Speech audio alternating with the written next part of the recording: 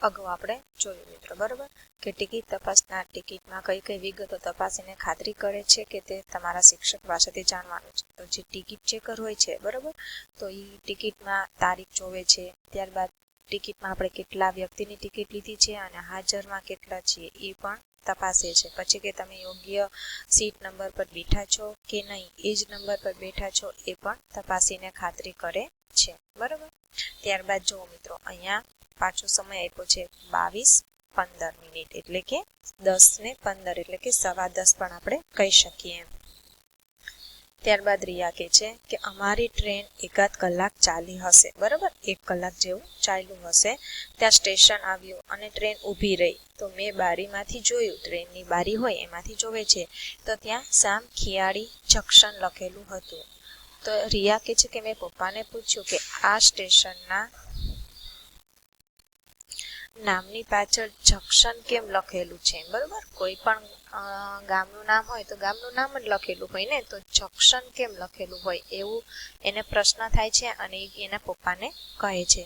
એના પપ્પા એને સમજાવે છે કે જે રેલવે સ્ટેશનની આગળ જવા માટે 2 કે તેથી વધારે 2 અથવા તો 2 થી વધારે રેલ માર્ગ છૂટા પડતા હોય તો તેવા રેલવે સ્ટેશનને જંકશન કહેવાય, બરાબર મિત્રો. તમને પણ હવે સમજાઈ ગયું હશે કે જંકશન કેમ લખેલું હોય, કે જે રેલવે સ્ટેશન છે કે જે રેલ માર્ગ છે એની આગળ જવા માટે 2 કે તેથી વધારે રેલ માર્ગ છૂટા પડતા હોય, એટલે કે 2 કે તેથી વધારે એવા રેલના પાટા હોય કે જુદા જુદી જગ્યાએ જતા હોય, તો ત્યાં શું લખેલું હોય છે, જંકશન. આ સ્ટેશનથી 2 રેલ માર્ગ છૂટા પડે છે. આપણી ટ્રેન જે માર્ગ પરથી જવાની છે તે અમદાવાદ તરફનો માર્ગ અને બીજો માર્ગ પાલનપુર તરફનો, બરોબર. એ જ્યાં પહોંચી સામ ખિયાલી તો ત્યાંથી આગળ 2 રસ્તા પડે છે. એક રસ્તો છે એ અમદાવાદ તરફ જવાનો અને બીજો રસ્તો છે એ પાલનપુર તરફ જવાનો. એટલા માટે સામ ખિયાલી જંકશન લખેલું છે. 2-3 મિનિટ પછી ટ્રેન ઉપડી, કેમ કે ત્યાં ઊભી રહી, પછી ટ્રેન શું થાય છે, ઉપડે છે. આગળ 2 માર્ગ છૂટા પડતા હતા તે પપ્પાએ મને બારીમાંથી બતાવ્યું. મિત્રો, તમે ટ્રેનમાં બેઠા હોય તો તમે કદાચ નિરીક્ષણ કર્યું હોય કે ટ્રેન છે એ પાટા પણ ચેન્જ કરે છે. તો તમે વળાંક લે કઈ રીતે પાટા ચેન્જ કરે છે તમારા ટ્રેનમાંથી, તમે બેઠા હોય ટ્રેનમાંથી તમે બેઠા બેઠા જોઈ શકો છો. તો આના પપ્પા છે રિયાના, એ બતાવે છે કે જો આ 2 રસ્તા છે એ છૂટા પડે છે. એક રસ્તો અમદાવાદ તરફ જવાનો અને બીજો રસ્તો પાલનપુર જવાનો. ત્યાંથી અમારી ટ્રેન થોડી આગળ નીકળી અને મારી નજર બારી બહાર જ હતી, કેમ કે એને ટ્રેનમાં બેસવાનો મુસાફરીનો આનંદ હતો, બરોબર. પૂનમના ચંદ્રમાના પ્રકાશમાં ખુલ્લા મેદાનમાં સફેદ ચાદર પાથરી હોય તેવું દૂર દૂર સુધી દેખાતું હતું. પૂનમનો પ્રકાશ હતો અને દૂર દૂર સુધી કેવું દેખાય કે જાણે કેમ અહીંયા સફેદ ચાદર પાથરી હોય એવું લાગતું હતું પૂનમના અજવાળામાં. પપ્પાએ મને કહ્યું કે આ કચ્છનું નાનું રણ છે. આ જે સફેદ જેવું દેખાય છે એ શું છે, કચ્છનું રણ છે. અને જે સફેદ ચાદર જેવું દેખાય છે તે જમીન ઉપર જામેલા મીઠાના થર છે. કચ્છનું રણ છે અને આ જે છે એ શું છે, મીઠાના થર છે. આ વિસ્તારમાં અગરિયાઓ મીઠાના અગર બનાવીને મીઠું પકવે છે. મીઠાના અગર એટલે કે મીઠાના ક્યારા બનાવે છે અને એની અંદર શું પકવે છે, મીઠું. ત્યાં તો મીઠાના મોટા મોટા ઢગલા પણ જોવા મળ્યા. થોડુંક આગળ હાલે છે તો મીઠાના મોટા મોટા ઢગલા પણ જોવા મળે છે. ટ્રેન ઝડપથી આગળ ચાલતી હતી. ટ્રેન તમે ચાલુ થાય તો પહેલા થોડીક ધીમે ચાલે, પછી થોડીક વાર થાય 10 મિનિટ જેવું એટલે એ પોતાની ઝડપ પકડી લે છે, બરોબર. થોડીક દૂર ચંદ્રમાના આછા પ્રકાશમાં ફૂલ જેવું દેખાતું હતું. દૂર હતું અને ચંદ્રનો પ્રકાશમાં, કેમ કે પૂનમ હતી એટલે પ્રકાશ જે પડતો હતો એનામાં થોડુંક આમ ફૂલ જેવું, આવું ફૂલ જેવું રિયાને દેખાતું હતું. તેના પરથી વાહનોની લાઈટો દેખાતી હતી. આ પુલ છે, બરાબર. વાહનોની લાઈટો દેખાતી હતી.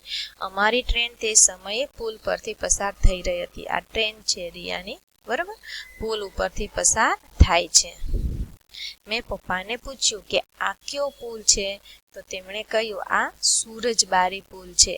સૂરજબારી પુલ શું છે ખબર છે મિત્રો? જેને કચ્છનું શું કહેવાય છે? પ્રવેશ દ્વાર કહેવાય છે. કચ્છમાં આપણે જવું હોય તો આ સૂરજબારી પુલ દ્વારા જ અંદર પ્રવેશ થાય છે. એટલે કે સૂરજબારી પુલને કચ્છનું પ્રવેશ દ્વાર કહેવાય છે. મિત્રો પ્રશ્ન પૂછાઈ શકે કે કચ્છનું પ્રવેશ દ્વાર કયું છે? તો કે સૂરજબારી પુલ. બરોબર, ધ્યાન રાખવાનું છે, આપણે યાદ રાખવાનું છે. ત્યારબાદ જોઈએ, કહેવામાં આવે છે, શું કે છે કે સૂરજબારી પુલને કચ્છનું પ્રવેશ દ્વાર કહેવામાં આવે છે.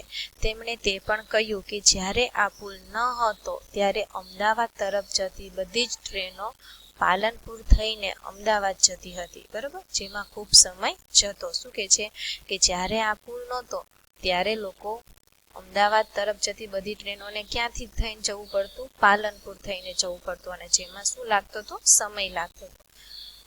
મેં તરત પપ્પાને પૂછ્યું કે આગળ આપણે જે બે રેલ માર્ગ જુદા પડતા જોયા તે પાલનપુર તરફનો માર્ગ હતો ત્યાંથી જ ને?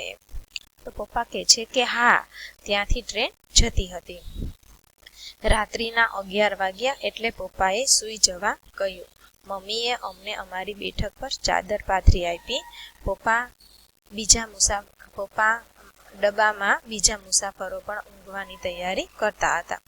શું કે છે કે રાત્રિના 11 વાગ્યા એટલે પપ્પા તો સૂઈ જવાનું કહે છે કે હવે સૂઈ જાઓ 11 વાગ્યા. તો મમ્મી છે એ ચાદર પાથરી આપે છે, અને ડબ્બામાં જે બીજા મુસાફરો બેઠા હોય એ પણ ઊંઘવાની તૈયારી કરતા હતા. ટ્રેનમાં ટોયલેટની સગવડ પણ હતી. હું મમ્મી સાથે ટોયલેટ જઈ આવી અને સૂઈ ગઈ. બરોબર, રિયા એવું કહે છે. તમે ક્યારે ટ્રેનની મુસાફરી કરી છે? જો હા, તો ક્યાંથી ક્યાં સુધી મિત્રો?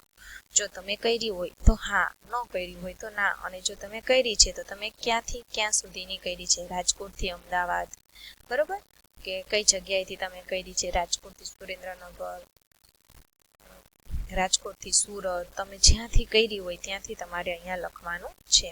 ટ્રેનમાં કઈ કઈ સગવડો હોય છે તે વિગતે લખો. તો મિત્રો ટ્રેનમાં ઘણી બધી સગવડ હોય છે. બરાબર, આપણે સૂવાની સગવડ હોય છે, ટોયલેટ પાણીની પણ સુવિધા હોય છે, બરોબર, ખાવા પીવાની પણ સુવિધા હોય છે. ત્યારબાદ રિયા કહે છે કે મેં ઊંઘવા પ્રયત્ન કર્યો પણ ટ્રેનના અવાજમાં ઊંઘ આવતી ન હતી. કે છે મેં ઊંઘવાનો પ્રયત્ન કર્યો પણ ટ્રેનનો તો અવાજ આવે ને, બરોબર, તો એના અવાજમાં એને ઊંઘ આવતી ન હતી. અમારા ડબ્બામાં બીજું કુટુંબ હતું. તેમાં મારી ઉંમરની છોકરી હતી. તેને પણ મારી જેમ ઊંઘ આવતી ન હતી. અમે બંનેએ થોડી વાતો કરી. તેનું નામ ફિયોના હતું. શું હતું મિત્રો? ફિયોના. તેની પાસે થોડી વાર્તાની ચોપડીઓ હતી. મેં પણ તેની પાસેથી એક ચોપડી લઈ વાંચવાનું ચાલુ કર્યું. રિયા કહે છે કે મને ઊંઘ ન આવતી, પણ અમારા ડબ્બામાં જે બીજું કુટુંબ હતું એમાં એક મારી ઉંમરની છોકરી હતી. એ છોકરીનું નામ હતું ફિયોના. મિત્રો પ્રશ્ન પૂછાઈ શકે કે રિયાના ઉંમરની જે છોકરી હતી ટ્રેનમાં, એ છોકરીનું નામ શું હતું? તો કે ફિયોના. ચોપડી લઈ વાંચવાનું ચાલુ કર્યું, અને વાંચતા વાંચતા મને ક્યારે ઊંઘ આવી ગઈ તેની ખબર ના પડી. ઊંઘ નહોતી આવતી, પણ જેવી ચોપડી વાંચે છે વાર્તાને એટલે થોડીક વાર રહી એને વાંચતા વાંચતા ઊંઘ આવી જાય છે રિયાને. અચાનક મારી આંખ ઉઘડી ગઈ. બારીમાંથી બહારની લાઇટનો પ્રકાશ આવતો હતો. તો મેં બેઠા થઈ બારીમાંથી જોયું તો કોઈ મોટું શહેર આવ્યું હોય તેવું લાગ્યું હતું. કેમ કે લાઇટો હતી. મોટા શહેરોમાં જ આવી લાઇટો હોય. ટ્રેન પસાર થઈ રહી હતી. ચારે બાજુ રોશનીથી શહેર સુંદર લાગતું હતું. આવું સુંદર દ્રશ્ય મેં મારા ગાંધીધામમાં ક્યારેય જોયું નથી. ચારે બાજુ બહુમાળી મકાનો અને સુમસામ વાતાવરણમાં ટ્રેન સડક માર્ગના પુલ નીચેથી તો ક્યાંક ફાટકવાળા માર્ગ વચ્ચેથી પસાર થઈ રહી હતી. મમ્મીનો મેં મોબાઈલ લીધો અને રાત્રિના આ સુંદર દ્રશ્યોના ફોટા અને વિડીયો લીધા, જે જોવાની મને ખૂબ મજા આવી. બરાબર,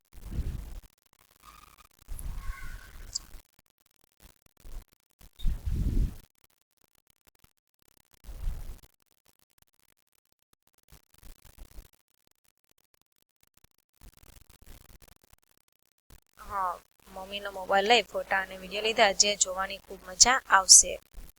કેમ કે એ ફોટા અને વિડીયો કોની માટે કરે છે? જીયા માટે, બરોબર. જીયાએ કહ્યું હતું ને કે તને જ્યાં સારું લાગે, બરોબર, દ્રશ્યો કે એવું કંઈ સારું હોય તો ફોટા અને વિડીયો લેજે, પછી મને બતાવજે અને આપણે બંને મજા માણીશું. ત્યારબાદ કહે છે કે અમારી ટ્રેન એક મોટા સ્ટેશને આવી ઊભી રહી. પપ્પા પણ જાગી ગયા હતા. કેટલા વાગ્યા હતા મિત્રો? 2:30 એટલે કે 2:30 વાગ્યા હતા.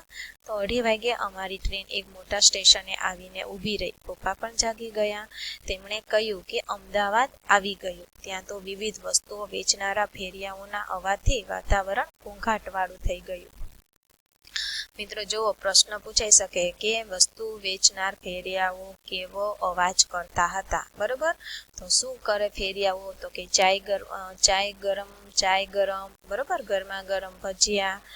આ પૂછાઈ શકે પ્રશ્ન, ધ્યાન રાખજો મિત્રો. ચાય ગરમ, ચાય એવું પણ બોલે, અથવા તો શું બોલે? ગરમા ગરમ ભજીયા, પૂરી શાક, ઠંડા પીણાની બોટલ, વડાપાઉં, કેળા, ચીકુ, સફરજન જેવા અવાજો, બરોબર, સંભળાતા હતા. સાંભળવા લાગ્યા. પપ્પાએ કહ્યું કે ટ્રેન અહીં 20-25 મિનિટ ઊભી રહેશે. કેમ કે મોટું સ્ટેશન હોય એટલે મિત્રો ટ્રેન વધુ સમય ઊભી રહે. નાનું હોય તો 10-15 મિનિટ ઊભી રહે. પપ્પા પાણીની બોટલ ભરવા નીચે ઉતર્યા. હું પણ તેમની સાથે નીચે ઉતરી. ત્યારબાદ કહે છે કે પ્લેટફોર્મ પર ખૂબ જ ભીડ હતી. કેમ કે મુસાફરો ફેરિયાઓ પાસેથી ખરીદી કરતા હતા, બરાબર. પ્લેટફોર્મ પર ખૂબ ભીડ હતી કેમ કે ટ્રેન ઊભી રહે એટલે મુસાફરો હતા એ ફેરિયાઓ જે વેચતા હોય એની પાસેથી શું કરતા હતા? ખરીદી કરતા હતા. બીજી ઘણી ટ્રેનો પણ ઊભી હતી. લાલ રંગના કપડાવાળા માણસો સામાન ઉપાડી દોડાદોડી કરતા હતા. જે આ લાલ કલરના કપડાં પહેર્યા હોય એને શું કહેવાય મિત્રો? કુલી કહેવાય. કે જે લોકોનો વધારે સામાન હોય અને વ્યક્તિ ઓછા હોય અને જો એ સામાન ન ઉપાડી શકે તો કુલીની મદદથી એ લોકો પોતાના સ્થળે એ સામાન પહોંચાડી દે, બરોબર. લાલ રંગના કપડાવાળા માણસો સામાન ઉપાડી દોડાદોડી કરતા હતા. માઇકમાં જરૂરી સૂચનાઓ આપવામાં આવતી હતી. કેટલાક મુસાફરો પોતાની ટ્રેનની રાહ જોઈને બેઠા હતા. મને તો આ બધું જોવાની ખૂબ જ મજા પડી. કોને? મને એટલે કોને મિત્રો? રિયાને. અમે પણ ફેરિયા પાસેથી કેળા અને ચીકુ લઈ ડબ્બામાં બેઠા.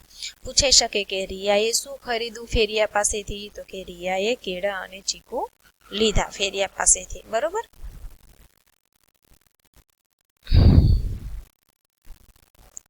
સમય થતા ટ્રેન ઉપડી. કેટલા વાગે? બરોબર. અમે કેળા અને ચીકુ ખાધા. પછી હું ટોયલેટ જઈ આવી. હવે ઊંઘ આવતી ન હતી. મારી પાસે સાપ સીડી રમતનું બોર્ડ હતું અને રમવાનો પાસો હતો. મેં, હિમાંશે અને ફિયોનાએ થોડો સમય સાપ સીડીની રમત રમી. હિમાંશ એટલે એનો ભાઈ અને ફિયોના એટલે કે જે એમની સામે કુટુંબ બેઠું હતું એમાંની એના ઉંમરની જે છોકરી હતી એનું નામ ફિયોના, જે આપણે અગાઉ જોયું. તો એ ત્રણેય જણા સાપ સીડીની શું રમે છે મિત્રો? રમત રમે છે.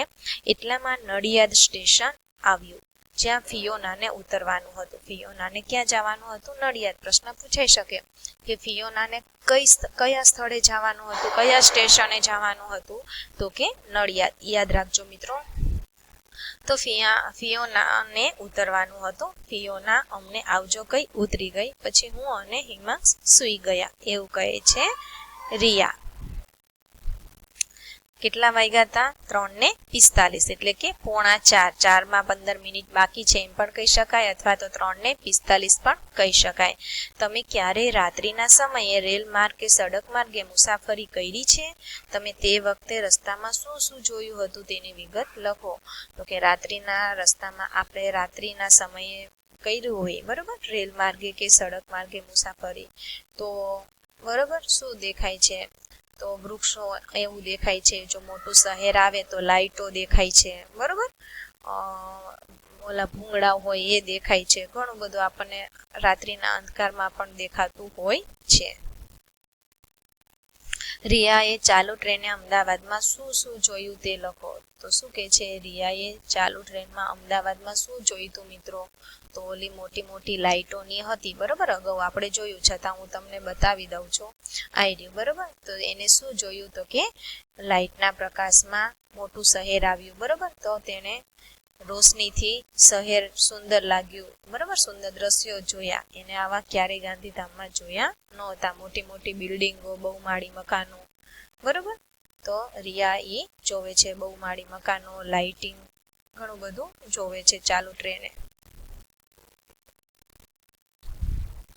બરાબર, અહીંયા તમારે લખવાનું છે કે રિયાએ ચાલુ ટ્રેને અમદાવાદમાં શું શું જોયું.